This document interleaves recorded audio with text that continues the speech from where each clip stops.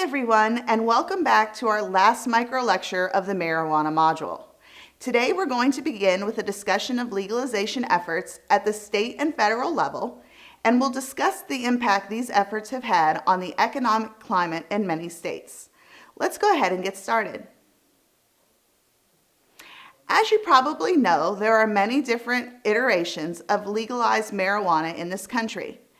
At the federal level, marijuana is still classified as an illicit Schedule I drug, meaning that marijuana is considered highly addictive and has no recognized medicinal value. Marijuana has been classified as a Schedule I drug since 1970, when the Controlled Substances Act was passed by the Nixon administration. It has not been reclassified by the federal government at any point in time, despite many objections to the initial classification. During our War on Drugs lectures, we will spend more time discussing some of the political reasons for why weed was classified this way. But remember from our hallucinogens lecture that Nixon despised weed because of the heavy use by counterculture hippie kids. So still much illegal at the federal level. In 1996, we saw the first instances of medical marijuana legalization being passed at the state level in California.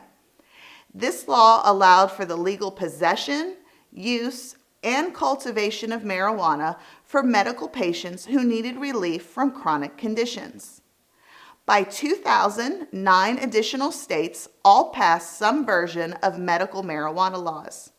However, because of the disjunct between the state and federal laws, we saw many DEA raids happening in these states where they would confiscate the weed being sold at dispensaries that were licensed by the state.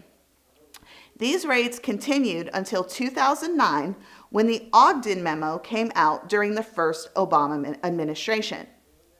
That memo told federal agencies that they should not be raiding these dispensaries unless there was some indication that the dispensary was doing something else illegal, such as money laundering or illegal firearms activity. Instead of decreasing the frequency of these raids, an increase actually occurred. Still not appeased, President Obama issued memorandums allowing states more freedom in the legal regulation of marijuana in their states. This essentially reversed some of the policies passed during the George W. Bush administrations. The Obama-era policies continued into both the Trump and Biden administrations. However, no additional momentum has been made from either of those presidents to fully legalize marijuana at the federal level.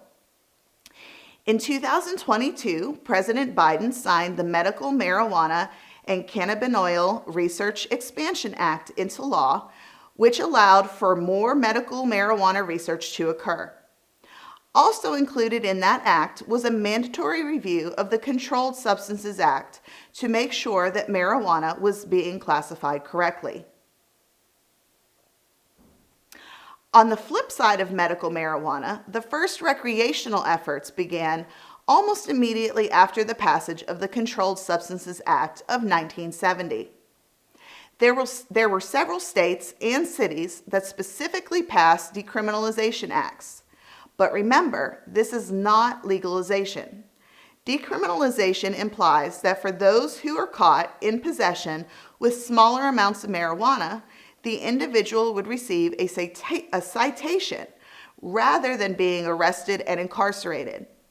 For example, in the 1973 Oregon decriminalization policies, those found with up to an ounce of marijuana, meaning 28 grams, would result in a $100 fine and confiscation of the substance. In 2012, we saw the first steps towards national legalization. That year, both Colorado and Washington State passed voter-approved legislation legalizing recreational weed use for users 21 and older. The marijuana would be taxed similarly to alcohol and tobacco sales, and the laws provided personal cultivation of up to 6 plants at home. Colorado residents were permitted to purchase up to an ounce per day or the equivalency in edibles, oils, dabs, and more. Out-of-state buyers are permitted to purchase a quarter ounce a day or 7 grams. In 2014, we saw Alaska, Oregon, and Washington, D.C. go legal, but D.C. does not actually allow for commercial sale. In the decades since Colorado and Washington states' legalizations, 23 states, Washington, D.C., the North Mariana Islands, Guam, and the U.S. Virgin Islands have all gone fully legal for recreational use. This map shows the most recent areas of recreational and medical legalization efforts. As I mentioned in my last slide, there are currently 23 states, plus a variety of U.S. territories that have gone recreationally legal. In addition to that, there are 38 states that also have medicinal programs. 5 states, Georgia, Kansas, North Carolina, Tennessee, and Texas, all have very limited, low THC medicinal programs, as we discussed in the last micro lecture. 6 states, Idaho, Indiana, Nebraska, South Carolina, Wisconsin, and Wyoming, currently have no legal provisions or any plans to make said provisions anytime soon. While we are taking steps towards national legalization, it is predicted that we will have true medicinal marijuana legislation in all states within the next decade at the very least. Should the federal government decide to reclassify marijuana as something other than a Schedule I substance, then national legalization would happen much quicker. There is a strong amount of national support for recreational legalization. In fact, we are at an all-time high in terms of support. No pun intended. But regardless of when legalization takes place, we anticipate that there will be some similarities in how those regulations are being enforced. It is expected that all recreational sales will have a 21 and older requirement, especially in the light of raise the age initiatives that we have recently seen with tobacco. We also understand that legal states will be taxed at a rate rather equivalent to or higher than state rates used for alcohol and tobacco sales. Furthermore, legal sales will be limited to personal use amounts with daily restrictions present for the amount allowed. Currently, dispensaries require a driver's license to confirm proof of age and residency. With personal use amounts, we're talking about no more than an ounce per day, which is actually a lot of marijuana. So I want to be able to put into context just exactly how much an ounce of marijuana would come out to be. From this visual, you will see increasing size amounts. A full ounce has the weight of 28 grams. So a half ounce would be 14, a quarter ounce of 7 grams, an eighth comes out to about 3.5 grams, and a single gram would give you about a good joint's worth amount of marijuana. So again, personal use amounts are allowed, and if you are legally able to purchase a whole ounce per day, there would really be no need to purchase street weed from a dealer. Obviously, if you have larger amounts, then that would still fall into the illegal category, as there would be reasonable suspicion that this could be a possession with intent to distribute situation. This is one of my favorite graphics produced to show the scale of what an ounce of weed would look like compared to the larger quantities, and in comparison to a voodoo donut, which might be extra delicious if you bought it after you visited a Portland dispensary. Keep in mind that every state is different in terms of its legal quantity statuses, but in Oregon, a single person may have 1 ounce of marijuana in their personal possession. So if you just bought an ounce of weed at a dispensary, you may carry that with you home or wherever you are taking it to. 8 full ounces, or about 224 grams of marijuana, is legal to possess within a single household. Whether you live alone, with a spouse, or with several roommates, there cannot be more than 8 ounces of marijuana, or the equivalency in oils, edibles, dabs, etc. 8 ounces is also the equivalence of a half pound of cannabis.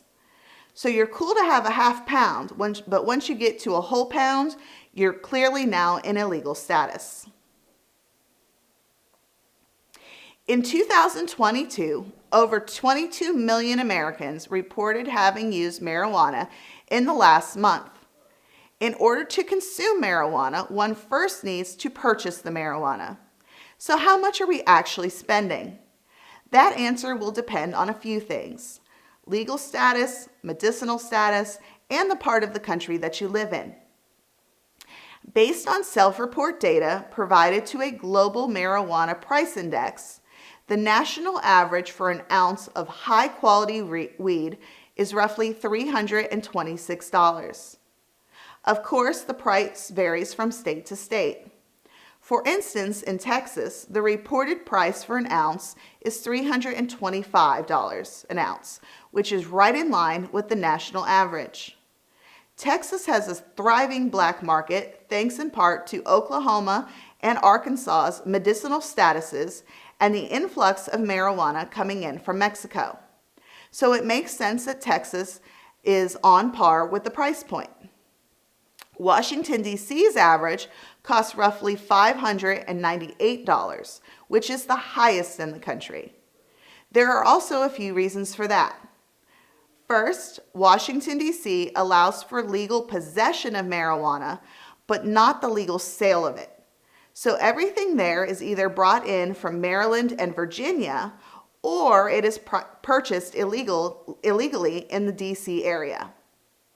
Additionally, D.C. is an incredibly expensive town to begin with, even if it is cannabis friendly.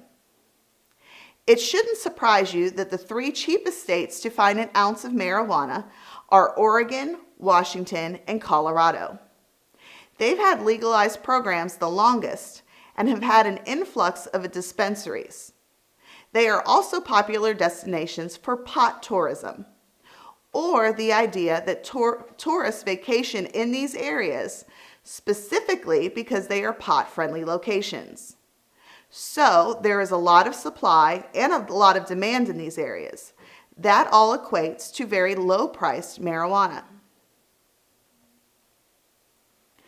So we've looked at an ounce of high-quality marijuana, but let's also look at the price of a high-quality joint. Remember that this is about 1 gram of weed. The national average for a joint is about $7.59. Washington, D.C. is still the highest market for a joint at $13.92. Once again, Colorado, Washington, and Oregon are still the 3 cheapest markets at $5.63, $5.42, and $4.91 per joint, respectively. Once again, these figures are self-reported from users across the country, compiled into a market pricing index. So that would include both legal and illegal markets. I want you to think for a second about the amount of money that is being spent on this substance alone across the country. Now imagine how much tax revenue is being left on the table by states who do not have legalized programs. Despite how you may personally feel about marijuana use, possession, or sale, there is a strong support for legalization based on revenue-generating potential for states and the federal government. The marijuana industry is a multi-billion-dollar industry, and when sold in legal markets, it can produce billions of dollars of income for these states over time. We are going to discuss the income earning potential in these states and use Colorado as the example of how to correctly utilize these earnings. This graphic shows the tax rate placed on $100 sales in legalized states. Alaska has the largest tax rate in the country, with a $57.50 tax on every $100 sale. Colorado has the smallest tax per ounce at only $28.95. As we mentioned earlier, Colorado is a popular pot tourism state with a large influx of out-of-state residents coming to Colorado just to enjoy recreational weed. Therefore, their tax can be a little bit lower in other places as their sales are consistently strong. Based on those numbers, there are the revenue projections for several states that are currently legal and for some states that are not legal. The colored-in states all have a tax on medical or recreational marijuana sales. Please note that some of the states on this map have legal sales but are not taxing the customer, just the dispensary. In California, the state is expected to earn roughly $345 million in tax revenue from the sale of marijuana. Colorado isn't too far behind at a projected $250 million this year. This slide also shows the projections that other states and cities could have if they were to tax legal marijuana sales. You will notice that based on Dallas's population and projected marijuana use, that city would stand to earn $22.5 million in tax revenue, with an additional $39 million available in the Houston area. That's more than $60 million of tax revenue coming into Texas through those two cities alone. Imagine what we could make as a state should we go legal. These numbers are based on the national average tax placed on legal sales throughout the country. This slide shows the amount of marijuana sold in Colorado from January 2014 through the beginning of 2022. You can see a steady increase in sales since legalization began, with a peak year happening in 2020. As I'm sure you can infer, 2020 was a peak year due to the pandemic. More people are at home, they're shut in, they have a lot more time to kill, nowhere to go, and a lot of weed to smoke. Remote work also became increasingly popular, so detection became a lot less noticeable. As we move out of the pandemic, sales return to their regular pre-pandemic levels, proving that the lockdown was beneficial to the marijuana industry. This data from 2022 was reported by the Denver Gazette regarding the allocation of marijuana tax revenue based on funding opportunity. Since taxation began in 2014, Colorado has gained more than $1.6 billion in tax revenue. $675 million has been allocated to the state's marijuana tax cash fund, which requires that the money be allocated to healthcare, health education, substance abuse prevention, and treatment programs with law enforcement endeavors.